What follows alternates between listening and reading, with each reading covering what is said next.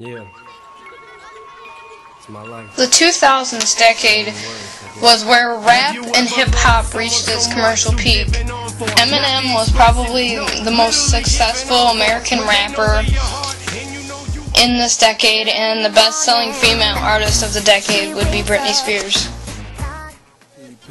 Auto-tune started to become popular in about the mid-2007 to the present, and T-Pain began this all.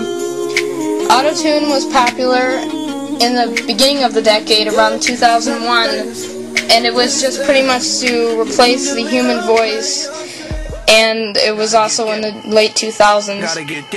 The Black Eyed Peas began using auto-tune and electropop dance, and their successful album, The E&D, which spawned 5 top hit singles, Boom Boom Pow, I Got a Feeling, Meet Me Halfway, I'ma Be and Rock That Body. Rock remained popular in the beginning of the decade, but despite the increasing popularity of hip-hop, it started to decrease by the end of the decade. Emo ended up breaking out in the mainstream culture in the early 2000s with Jimmy Eats World and Dashboard Confessional. The new emo had a far greater appeal amongst teenagers than earlier time.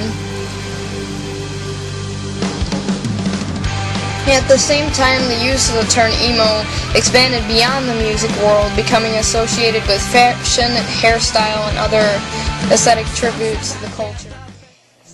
Teen pop continued to be extremely popular genre in the early 2000s, with the successful of the teenage pop singers Britney Spears, Christina Aguilera, Jessica Simpson, and Amanda Miller.